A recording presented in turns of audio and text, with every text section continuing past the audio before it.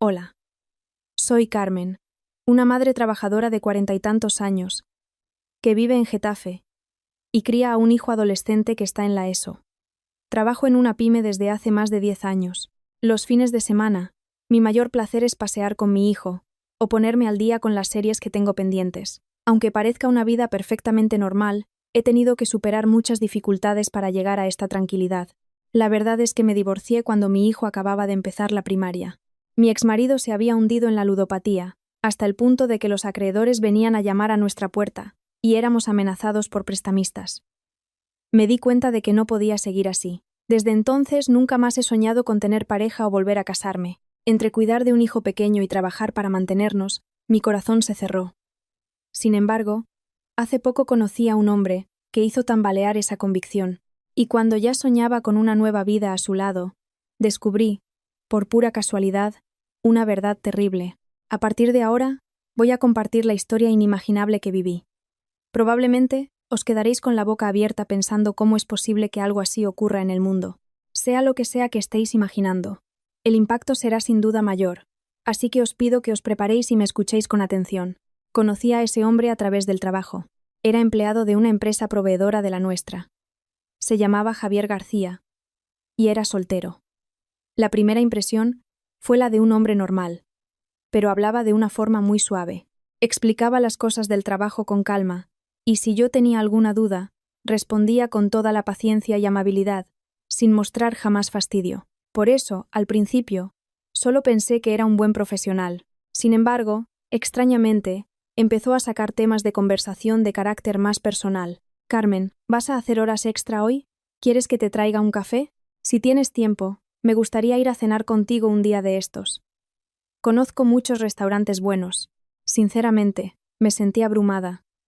Yo era una mujer divorciada con un hijo adolescente y, para colmo, 2 años mayor que él. ¿Qué quería de mí? Por eso, un día, para aclarar las cosas, le pregunté: Javier, tú sabes que tengo un hijo, ¿verdad? Él sonrió y respondió: claro que lo sé. Y, para serte sincero, es por eso que me gustas todavía más. Yo también soy una persona solitaria. Aquellas palabras se quedaron resonando en mi mente. Aún así, al principio, seguí rechazando sus invitaciones. No tenía la menor intención de involucrarme con nadie. Quien no ha pasado por la dificultad de criar a un hijo sola después de un divorcio, no tiene ni idea de lo duro que es. Además, mi hijo estaba en plena adolescencia, una etapa especialmente sensible. Entre el trabajo y su educación, no había espacio en mi vida para una relación o para un hombre. El recuerdo de mi exmarido, que nos arrastró a una pesadilla de deudas por culpa del juego, seguía atormentándome. Me había prometido a mí misma que nunca más confiaría en un hombre. Pero Javier parecía no saber lo que era rendirse.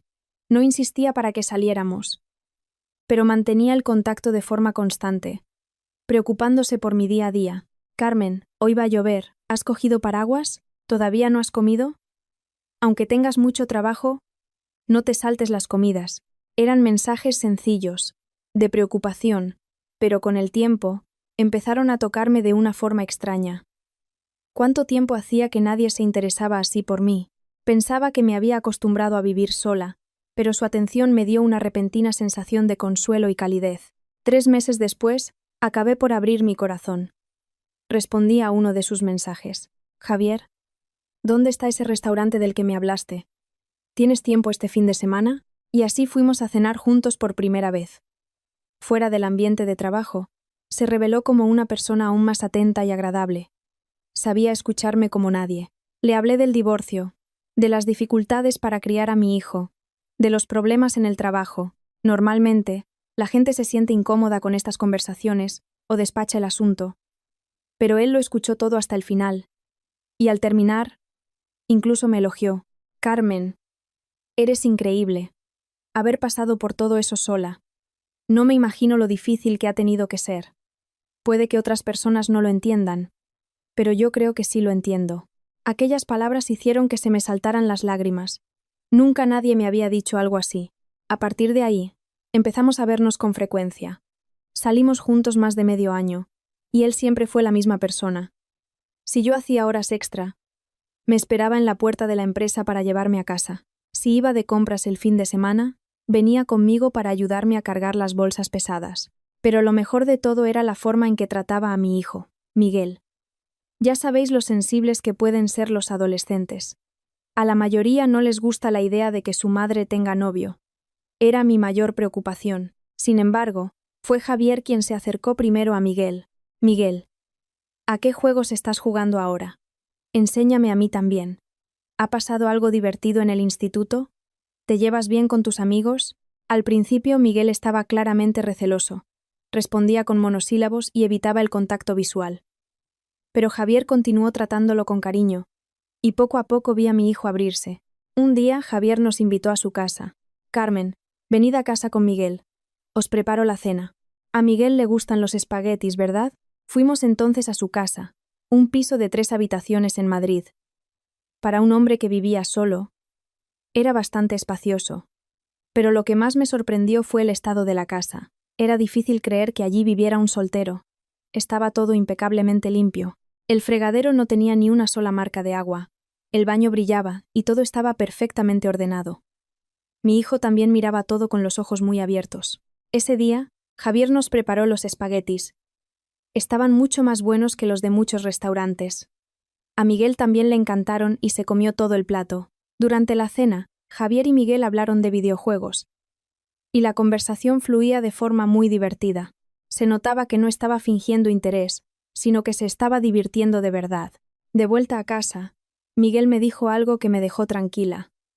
Mamá, por mí, te puedes casar con Javier. No es un viejo pesado, y mola hablar con él. Nunca esperé oír esas palabras de la boca de mi hijo, que era tan reservado. Por esa época, Javier me contó su pasado. Estábamos cenando cuando, de repente, su expresión se ensombreció y empezó a hablar con dificultad. Carmen, hay una cosa que nunca te he contado. ¿El qué? Perdí a mis padres cuando era niño. ¿Qué? Murieron los dos en un accidente. Por eso, desde pequeño hasta que me hice adulto, crecí en un centro de acogida. La universidad también me la pagué yo solo, trabajando de día y estudiando de noche. Yo ya había notado que era extraño que nunca hablara de su familia, pero no imaginaba que tuviera una historia tan dolorosa. Me quedé en shock. Solo entonces comprendí lo que quería decir cuando meses antes me dijo que él también era una persona solitaria. Sin saber qué decir, me quedé en silencio. Y Javier continuó. Es por eso que, cuando os miro a ti y a Miguel, siento unas ganas enormes de construir un hogar y tener una familia de verdad. Quiero ser un padre fuerte para Miguel, para que no crezca tan solo como yo. Y quiero protegerte a ti, Carmen, para que no tengas que pasar por más dificultades. Se me encogió el corazón y me limité a observarlo en silencio. Él me sonrió y dijo, Carmen, si te preocupa que nunca haya estado casado, no pienses en eso. No tengo padres que se opongan a nuestro matrimonio. Si nosotros dos queremos, nadie nos impedirá ser una familia. Aquellas palabras, más que alegrarme, me dejaron con el corazón encogido. Este hombre está aún más solo que yo. Sin padres, sin hermanos. Ha luchado solo para llegar a donde está. Ahora quiero ser yo quien le dé un poco de paz. Con este pensamiento decidí que quería curar las heridas de Javier. Así, decidí casarme. Hablé abiertamente con mi hijo sobre mi decisión. Miguel pensó un momento. Se encogió de hombros y dijo, si eso te hace feliz, mamá. Por mí está bien. La madurez de mi hijo casi me hizo llorar. A partir de ahí, empecé a preparar mi nuevo comienzo, soñando otra vez con la felicidad. Sin embargo, un día, mientras estábamos inmersos en los preparativos de la boda, sucedió algo totalmente inesperado. Estábamos cenando en casa de mi futuro marido. Mientras Javier fue al baño, su móvil recibió un mensaje. Yo no soy de las que cotillean los móviles de los demás, pero, aquel día, extrañamente, el contenido del mensaje en la pantalla me llamó la atención. Era breve. Mamá, productos básicos entregados. Pago de este mes pendiente. Aquellas 2 frases cortas despertaron en mí una fuerte sospecha. Mamá, ¿un hombre cuyos padres habían muerto en la infancia? Mi corazón dio un vuelco y empezó a latir desbocadamente. En ese momento, mi novio salió del baño. Intenté parecer natural y dije, Javier, parece que te ha llegado un mensaje. Ah, ¿sí? ¿Quién era? No he visto. Solo he oído el sonido. Por alguna razón, sentí que debía fingir que no había leído el mensaje. Pero, al coger el móvil con una expresión tranquila, Su rostro se endureció al instante. Fue por una fracción de segundo, pero no me perdí ese cambio. Intenté mantener un tono indiferente y pregunté: ¿quién era? Algo importante. Ah, no, es del trabajo. Un colega. Ah, vale, respondí con naturalidad, pero mi corazón seguía martilleando.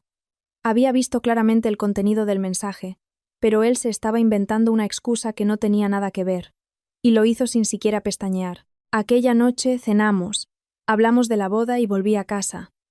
Pero una parte de mí seguía inquieta.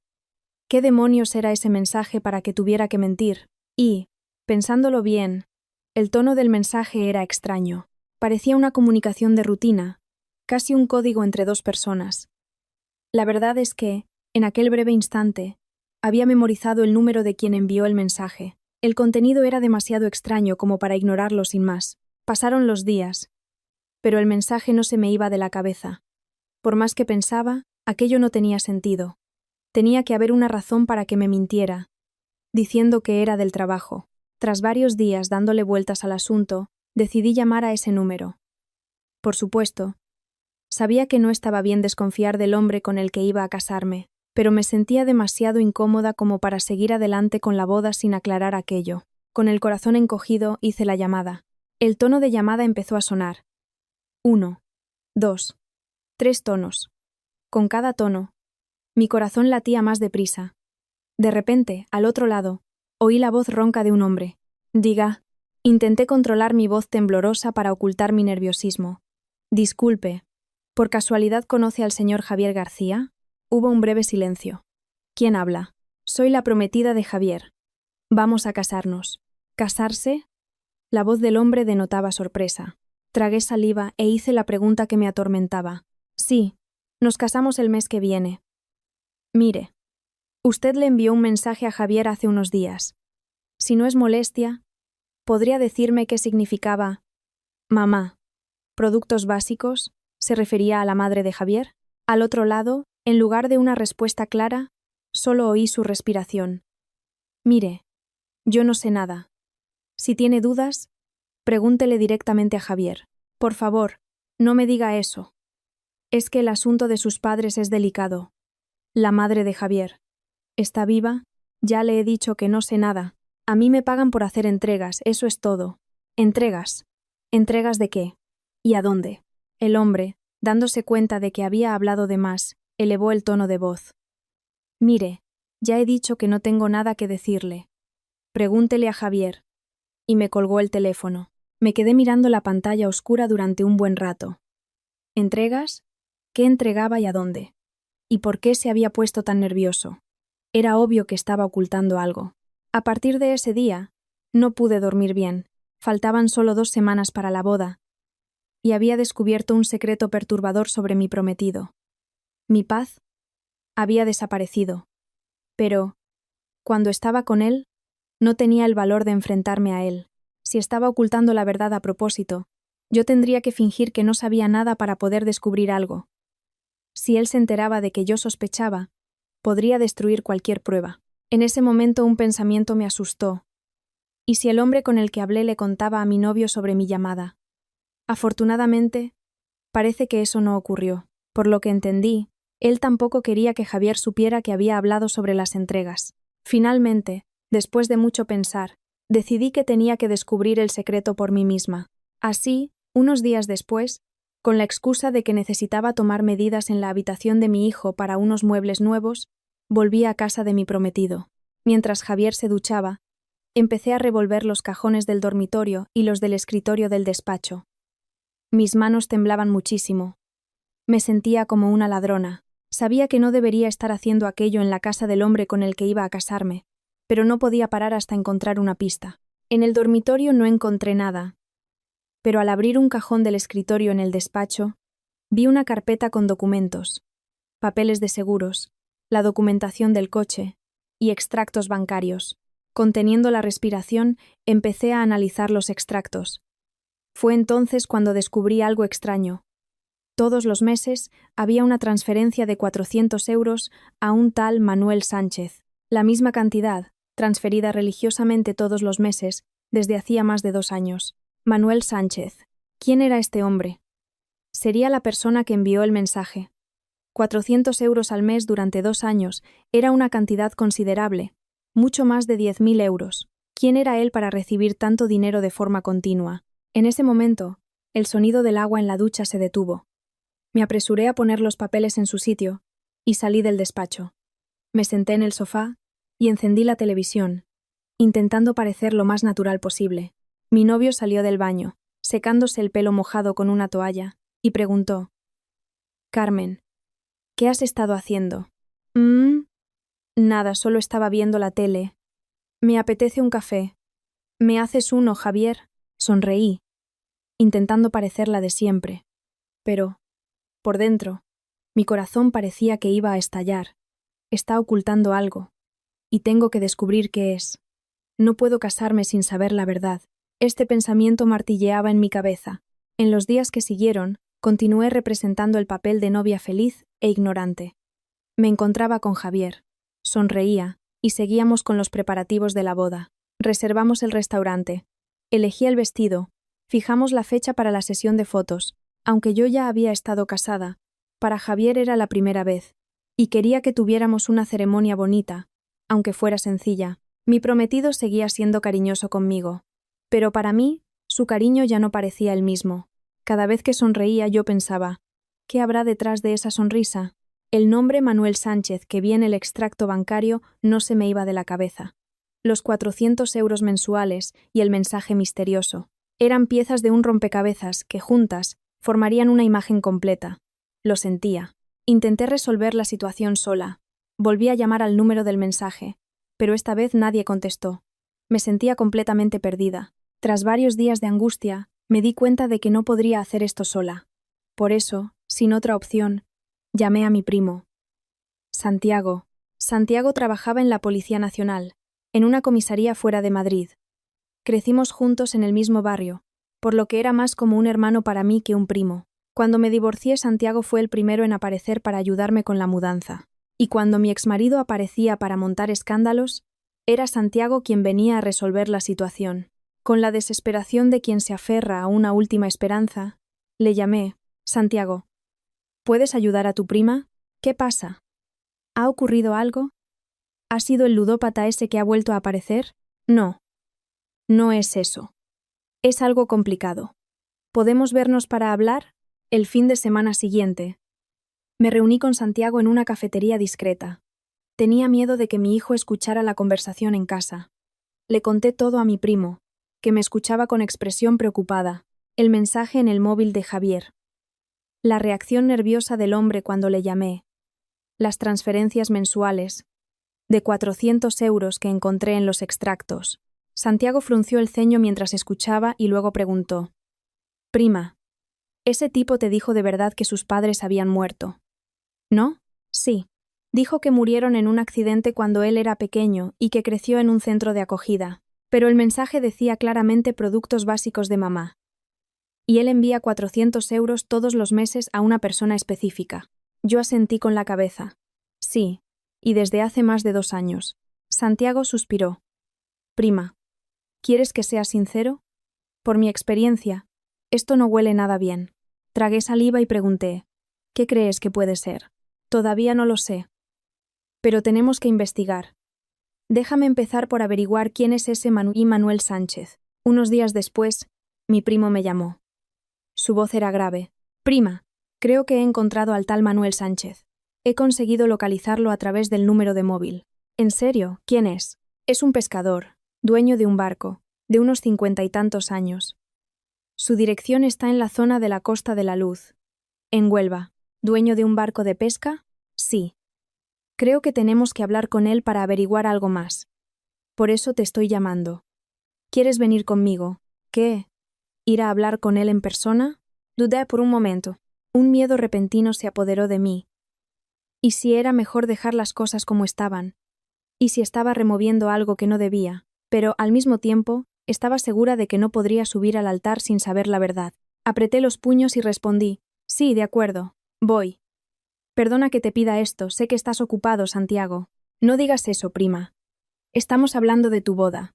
Yo saco tiempo». Pasados unos días, aprovechando el fin de semana, Santiago y yo nos fuimos hacia el sur, en dirección a la costa. A Javier le dije que iba a ver a una antigua compañera de la universidad que vivía en Andalucía. Sentí el corazón latirme más fuerte por estar mintiendo. Yo me sentía culpable por una mentira tan pequeña, mientras que mi prometido, aparentemente, había mentido sobre sus propios padres. Llegamos a la provincia de Huelva y buscamos al tal Manuel Sánchez. Lo encontramos en un pequeño puerto, reparando las redes de su barco. Era un hombre de unos 50 años, con el rostro curtido por el sol. Era, sin duda, el hombre de la fotografía que Santiago había conseguido. Mi primo se acercó primero. ¿Es usted Manuel Sánchez? El hombre levantó la cabeza. Su mirada era de desconfianza ante dos desconocidos. ¿Quiénes sois? Santiago le mostró su identificación de la policía. Policía Nacional. Necesitamos hacerle unas preguntas sobre el señor Javier García. El rostro de Manuel Sánchez se endureció. Desvió la mirada y agitó las manos. No conozco a nadie con ese nombre. Pero Santiago no se dejó amedrentar. No me parece que recibiera 400 euros al mes de alguien a quien no conoce, ni que le enviara mensajes. Manuel Sánchez se mordió el labio, mirando a su alrededor. Tras un largo silencio, suspiró y finalmente habló. Eso es el pago por las entregas. Es dinero que gano por mi trabajo. Santiago frunció el ceño y dio un paso adelante. ¿Entregas? ¿Qué es lo que entrega? ¿Productos básicos? ¿Pan? ¿Agua? ¿Latas? ¿Cosas de ese tipo? ¿Una vez al mes? Los lleva a una isla. ¿Es eso? ¿Una isla? ¿Qué isla? Manuel Sánchez suspiró profundamente y señaló con la barbilla en dirección al mar. Es una isla ahí enfrente. Se tarda un buen rato en barco. Es una isla desierta. No vive nadie allí. Si no vive nadie allí, ¿por qué lleva productos básicos? Aturullado por la pregunta, Manuel Sánchez dudó, y luego dijo con dificultad. Mire, no puedo decir nada más. Yo no he hecho nada malo. Solo hago lo que me mandan y recibo el dinero. Empezó a retroceder, pero Santiago cambió de expresión y comenzó a hablarle de forma más suave. Señor Sánchez, nadie está diciendo que la culpa sea suya. Solo queremos saber quién le pidió que hiciera eso y por qué. Si coopera con nosotros, no tendrá problemas. Las palabras de mi primo parecieron surtir efecto. El hombre miró a su alrededor, ansioso, y finalmente abrió la boca. En esa isla hay una señora mayor. Él me dijo que le llevara agua y comida una vez al mes. El señor Javier solo me dijo que era su madre. En cuanto dijo esto, grité, horrorizada. ¿La madre? Entonces, la madre de Javier está viva de verdad. ¿Y en una isla desierta? Mire, yo no sé nada más. Sentí que las piernas me flaqueaban y me mareé, pero Santiago me sostuvo. Mi primo me miró, preocupado, y luego se volvió hacia el hombre. ¿Y por qué está esa señora allí? La isla está desierta, como ha dicho. Manuel Sánchez, evitando la mirada de mi primo, respondió. Sí. Hace unos años todavía vivían allí unas pocas familias de ancianos, pero fueron muriendo o sus hijos se los llevaron por la edad y la enfermedad. La isla está abandonada desde hace más de 5 años. Hay muchas islas así por esta zona. Entonces, ¿por qué han dejado a una anciana sola en una isla así? Y llevarle provisiones solo una vez al mes es inhumano. Santiago, sin poder contenerse, levantó la voz.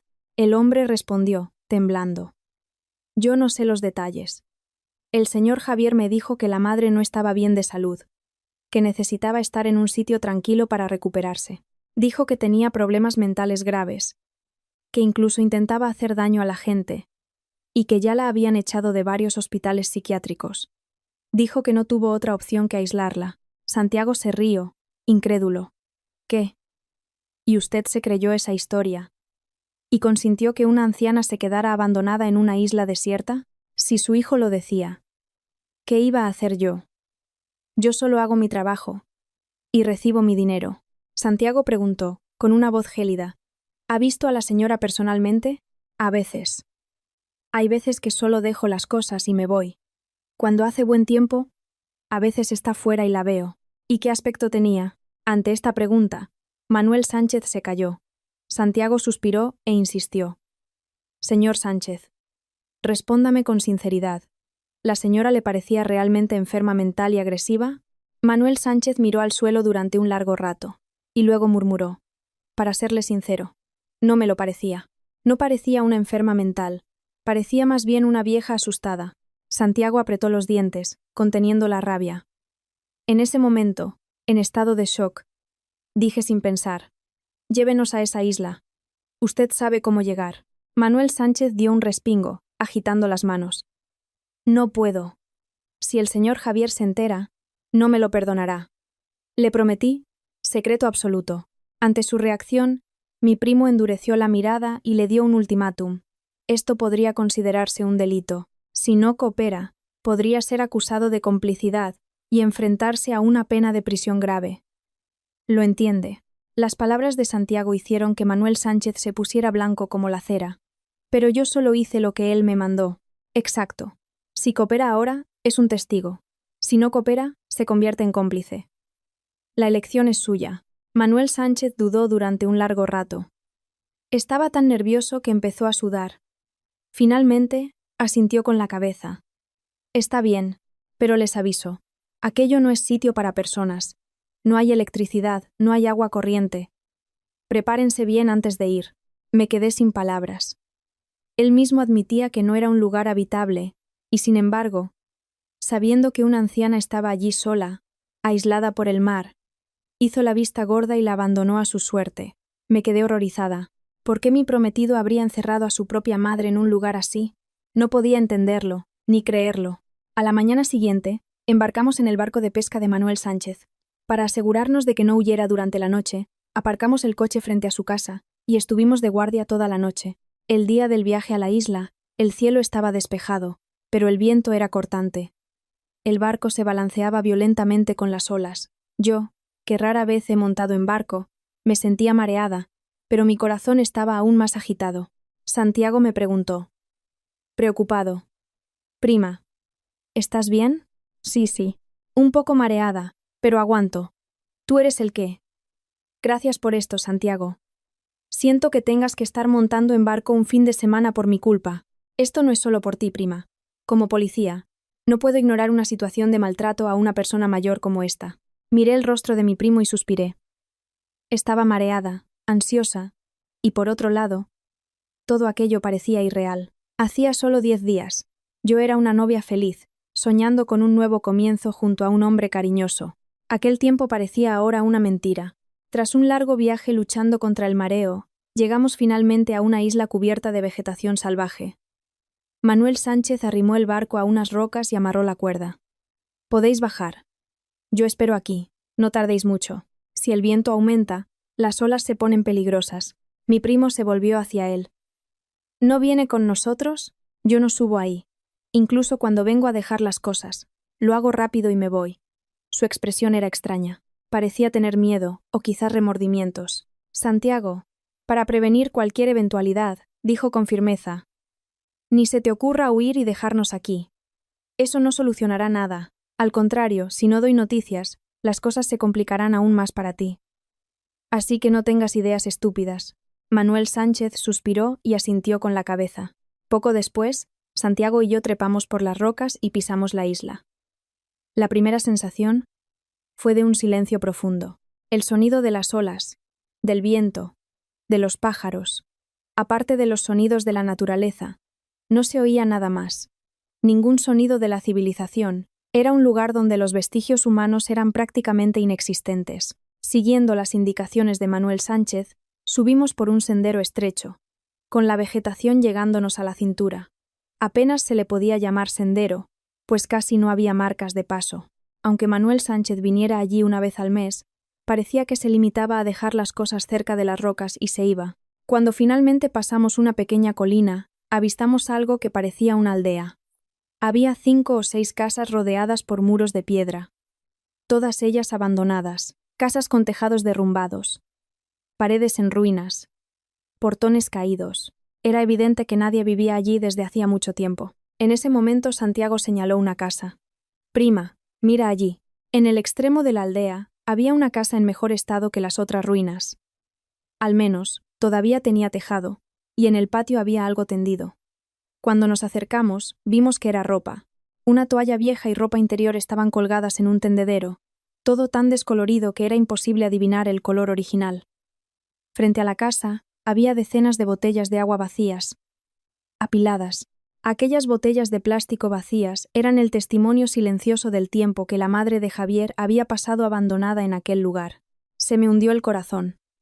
Realmente vive gente aquí. La madre de Javier está aquí. Santiago entró con cuidado en la propiedad y llamó a la puerta de madera. ¿Hay alguien, señora? No hubo respuesta. Llamó otra vez. Señora, sabemos que está ahí dentro.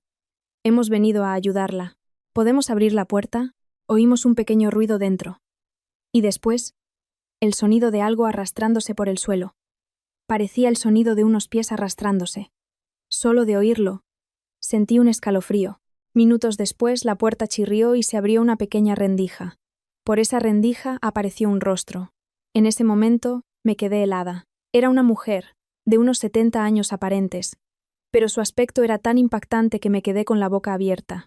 El cuerpo era esquelético, el pelo enmarañado y sucio, la ropa rota y gastada. Iba descalza, y las uñas de los pies, largas, se curvaban hacia adentro. El rostro no tenía color, solo los pómulos salientes, pareciendo una calavera. Pero lo que más me impresionó fue su expresión, la de un animal asustado, aterrorizado. Intenté controlar mi voz temblorosa y pregunté: «Disculpe, ¿conoce a una persona llamada Javier García?» La reacción de la señora fue inesperada. Apenas terminé la frase. Juntó las manos y se arrodilló en el suelo. Empezó a golpearse la frente contra el suelo y a suplicar: «Perdón, perdón, por favor, sálvenme». Mi primo y yo nos quedamos tan impactados que no pudimos decir nada. La señora seguía postrándose, temblando de la cabeza a los pies. «¿Os ha mandado Javier? ¿Os ha mandado para matarme? Pido perdón. Por favor, no me matéis». Su miedo era tan grande que se oía el sonido de sus dientes castañeteando. Santiago también parecía profundamente conmocionado. Él, que en su trabajo como inspector ya debía de haber visto de todo, tenía una expresión de puro horror en el rostro. Corrí a arrodillarme frente a ella. «No, señora, no es nada de eso. No nos ha mandado Javier. No hemos venido a hacerle daño». Al oír mi grito, la señora pareció recuperar un poco la lucidez y levantó la cabeza lentamente. Me miró con el rostro cubierto de lágrimas. Sus ojos, llenos de desconfianza, parecían evaluar si podían confiar en nosotros. «¿De verdad que no os ha mandado Javier?» «No, no nos ha mandado él. Este hombre de aquí es de la policía. Hemos venido a ayudarla». Al oír esto, la señora se agarró a mis piernas y empezó a llorar convulsivamente. «Oh, Dios mío, ha venido gente, ha venido gente». Al oír su llanto, también yo empecé a llorar. Mientras tanto, Santiago entró en la casa para evaluar la situación. Más tarde, me contó que, al entrar, el olor nauseabundo era tan fuerte que tuvo que contener la respiración. La casa estaba llena de envases de pan caducado, y en un rincón, una montaña de botellas de agua vacías. Había cajas de fideos instantáneos, pero la bombona de butano conectada al fogón estaba completamente vacía. Sin forma de hervir agua, se comía los fideos crudos, rotos dentro del paquete. Había restos de eso por todas partes. Sin electricidad, las noches debían de ser de una oscuridad total. Sin agua corriente, no podía ducharse ni usar un baño decente. En el patio, había un pozo. No sabíamos si el agua era potable, pero parecía ser la única fuente de agua que tenía. Yo no tuve el valor de entrar. Me quedé en el patio, abrazando a la señora. El olor que emanaba de su cuerpo era fuerte, pero eso no importaba. Solo sentía una enorme compasión, y no paraba de llorar. Pasado un tiempo, cuando la señora parecía un poco más calmada, le pregunté con cuidado: «Señora, ¿cuánto tiempo lleva aquí?» «No lo sé. Hace mucho que perdí la noción del tiempo. Ya ni cuento los días. ¿Pero se acuerda de cuándo vino?» La señora hizo memoria, y nos dijo la fecha en que llegó a la isla. Para mi asombro, hacía más de 2 años. Volví a quedarme en shock y exclamé: «Dios mío, ¿ha estado aquí sola durante más de 2 años?» 2 años. Ya ha pasado tanto tiempo. Quitando a la persona que de vez en cuando dejaba comida, no he vuelto a ver a nadie. La señora no pudo continuar, y volvió a llorar. En ese momento recordé algo. El periodo durante el cual mi prometido transfirió 400 euros al mes a Manuel Sánchez también era de unos 2 años. Es decir, desde que encerró a su propia madre en la isla, le pagó a Manuel Sánchez para que le hiciera este servicio. Levanté la cabeza y miré a Santiago en silencio. Él también me miró a mí.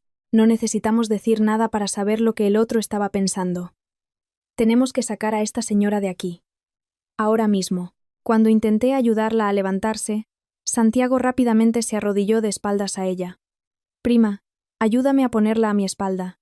Yo la llevo. Se notaba la urgencia en su voz. Ayudé a colocar a la señora a la espalda de mi primo y los seguí. Vimos a Manuel Sánchez, todavía junto a las rocas, caminando de un lado para otro, ansioso. Santiago subió al barco con la señora a la espalda, y yo subí justo después. Apenas estábamos a bordo, Manuel Sánchez se apresuró a encender el motor y a alejarse de la isla. La señora, ya en el barco, miró la isla que se alejaba y la oí murmurar: por fin voy a salir de aquí. Aquellas palabras me hicieron llorar otra vez. Juro que, en toda mi vida, nunca había vivido una experiencia tan impactante y desoladora. La idea de que, durante 2 años, aquella señora miró todos los días al mar, esperando que alguien fuera a buscarla, me dejaba sin palabras. Ese día, en cuanto llegamos a tierra firme, llevamos a la señora directamente a las urgencias de un hospital. El médico que la examinó negó con la cabeza y dijo: sufre una desnutrición y deshidratación graves, y también tiene una infección cutánea grave. Con la edad que tiene, ¿cómo han dejado que llegue a este estado? Sinceramente, si hubieran tardado un poco más, podría haber sido fatal. Incluso recibiendo suero, la señora no me soltaba la mano. Se notaba su miedo, como si, al soltarme, fuera a ser arrastrada de vuelta a aquella isla. Le apreté la mano y le dije: señora, ahora está todo bien. Nadie la va a llevar de vuelta allí. Ella asintió con la cabeza y lloró de nuevo. En silencio, las lágrimas le corrían por el rostro arrugado. Aquella noche, sentada en un banco en el pasillo del hospital, le pregunté a mi primo: Santiago, ¿qué es todo esto? ¿Qué va a pasar ahora? Santiago respondió con calma: tenemos que esperar a que se recupere un poco, para saber los detalles. Pero, por lo que hemos visto hasta ahora, una cosa está clara. ¿El qué? Ese hombre. El hombre con el que te ibas a casar. No es una persona normal.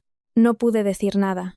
El hombre que había elegido para superar mis heridas del pasado, el hombre que era tan bueno con mi hijo y tan cariñoso conmigo, había abandonado a su propia madre en una isla desierta. La realidad me golpeó de nuevo, dolorosamente. Aquella noche, en un hospital de una ciudad que no conocía, pasé la noche en vela. Al día siguiente, el estado de la señora había mejorado un poco. Después de recibir suero y descansar un día, su expresión tenía un poco más de vida. Seguía delgada y agotada, pero ya no tenía aquel aire aterrorizado de cuando la encontramos. Santiago se acercó a ella y le preguntó con cuidado: señora, ¿ya se siente con fuerzas para contarnos lo que pasó? ¿Qué ocurrió durante todo este tiempo? Si está cansada, puede descansar más. La señora negó con la cabeza y empezó a contar su historia lentamente. No, ya estoy mejor. Me llamo Amelia. Cumplí 70 años en esa isla. Javier García es, en efecto, mi hijo, pero no fui yo quien lo crió. Al recordar el pasado, los ojos de doña Amelia se llenaron de nuevo de lágrimas. Nos contó que, de joven, sufría violencia doméstica. Su marido, cuando bebía, le pegaba constantemente, muchas veces delante de su hijo. Un día, no aguantando más, huyó de casa, pero no pudo llevarse a su hijo, lo que se convirtió en el arrepentimiento de su vida. Quería tanto traerlo conmigo, pero aquel hombre no me lo permitió. Como yo no tenía nada, legalmente tampoco podía hacer nada. Tras el divorcio, la custodia del hijo se la quedó el padre, y doña Amelia se fue de casa sin nada, trabajando en restaurantes, en fábricas, en todo lo que salía. Unos años más tarde, su exmarido murió en un accidente, borracho. Al enterarse de la noticia, fue inmediatamente a buscar a su hijo, pero la reacción de él fue inesperada. Por aquel entonces, Javier era adolescente y empujó a su madre con frialdad, gritándole. Me dijo que yo lo había abandonado y me preguntó qué clase de madre era. Me insultó de todas las maneras. En ese momento, pensé que merecía esos insultos. Al fin y al cabo, la culpa era mía. ¿Qué excusas puede tener una madre que abandona a un hijo? El joven Javier rechazó a su madre y se fue voluntariamente a un centro de acogida. A pesar de tener a su madre viva, prefirió el centro. Tal era la rabia que sentía por ella. Pensaba que ella lo había dejado con un padre alcohólico y violento para irse a vivir su vida. Aún así, doña Amelia no se rindió con su hijo. Todos los meses, le enviaba dinero al centro, Le escribía cartas e iba a visitarlo, aunque él nunca quisiera verla. Nunca recibió una respuesta, pero sentía que era lo mínimo que podía hacer como madre. Hizo todo esto con el objetivo de dejarle esos bienes a su hijo, como forma de redimirse por no haberlo criado. Hasta que, hace 2 años, ocurrió un milagro. Javier. Javier vino a buscarme por voluntad propia. Él, que nunca me había dirigido una mirada, de repente se arrodilló ante mí. Me pidió perdón y dijo que quería vivir conmigo. No te imaginas cuánto lloré ese día. Doña Amelia hizo una pausa, reviviendo el recuerdo, y luego continuó. Esperé más de 30 años para vivir con mi hijo. Rezaba todos los días por ello. Y pensé que el cielo finalmente había escuchado mis plegarias. Javier, después de empezar a vivir con su madre, fue, durante un tiempo, muy cariñoso. Comían juntos, iban de compras. La llevaba al médico, pero, pasados unos 3 meses, apareció con unos papeles extraños. Le dijo que las personas mayores eran a menudo víctimas de estafas, que el mundo era peligroso con los fraudes telefónicos, y que él podía gestionar su patrimonio de forma segura. Me dijo que solo tenía que firmar y poner mi huella, y yo hice lo que me pidió. Estaba viviendo un sueño por estar con mi hijo. Ni siquiera pensé en desconfiar. Doña Amelia firmó de buen grado los papeles que su hijo le presentó. El hijo que había vuelto a ella después de 30 años le estaba pidiendo un favor, y ella ni se planteó negarse. Solo más tarde me di cuenta de qué papeles eran aquellos. Me había convertido en una enferma de Alzheimer. Javier había usado un certificado médico falso para declarar a su madre como demente y convertirse en su tutor legal. Después, puso el piso y la tienda a su nombre. El piso de 3 habitaciones en Madrid al que nos había invitado era, en realidad, de su madre. En cuanto se apoderó de todos los bienes, y al darse cuenta de que no había nada más que quitarle a su madre, su actitud cambió radicalmente. Aquel chico, que era tan cariñoso, de repente empezó a tratarme como una carga. Me prohibió hacer cualquier cosa en casa. Y un día me dijo, «Vas a ir a un sitio con aire puro para descansar un poco». Me sentí un poco inquieta, pero nunca imaginé que Javier fuera capaz de hacerme algo así. El sitio con aire puro era la isla desierta e inhabitable. Al dejarla en la isla, Javier le dijo, «Si te quedas aquí quieta, te mandaré comida y agua para que no te mueras de hambre. Pero si intentas salir de aquí, te lo corto todo». Y de hecho, de vez en cuando, alguien aparecía para dejar comida en la playa. Sin teléfono, sin nadie que pasara por allí, no tenía a quién pedir ayuda. Una vez, se escondió y consiguió hablar con Manuel Sánchez, suplicándole que la ayudara, pero Manuel Sánchez, para no perder el dinero que recibía de Javier, se lo contó todo. Al mes siguiente, la cantidad de comida se redujo a la mitad. Después de eso, por miedo, nunca más dijo una palabra. Pensé muchas veces que era mejor morir, pero la vida es tozuda. Quería, al menos, vivir y morir con dignidad. Al escuchar la historia de doña Amelia, Santiago descubrió otro detalle espeluznante. Javier enviaba 400 euros al mes a Manuel Sánchez, pero el valor gastado en productos básicos no llegaba a 100 euros. Manuel Sánchez, en lugar de recibir los 200 euros que habían acordado por su colaboración, se quedaba con más de 300 euros para su propio bolsillo. Por eso nunca le llevó una bombona de butano nueva y le daba comida caducada. Javier era un monstruo, pero Manuel Sánchez, que por unas míseras monedas puso en riesgo la vida de una anciana, era igualmente despreciable. Santiago volvió a Madrid y pidió inmediatamente colaboración para la investigación. Manuel Sánchez, al ser interrogado formalmente, al principio lo negó todo, pero ante las pruebas, acabó confesando. Contó que Javier le dijo que su madre era enferma mental y que los hospitales la habían rechazado. Confesó que hizo la vista gorda por el dinero que recibía y que además se quedaba con parte de él. A continuación, le tocó el turno a mi exprometido. Cuando Javier salía de casa para ir a trabajar, la policía ya lo esperaba. Incluso detenido, siguió negándolo todo. Y en el juicio, lo mismo. Incluso bajo la presión del fiscal, no vaciló y siguió mintiendo. Fue mi madre quien dijo que quería descansar en un sitio tranquilo. Yo solo la envié a un retiro en un lugar apacible. Dejar a una persona durante 2 años en una isla desierta, sin electricidad ni agua, ¿es un retiro? Yo enviaba dinero suficiente para sus necesidades. Fue Manuel Sánchez quien se quedó con el dinero.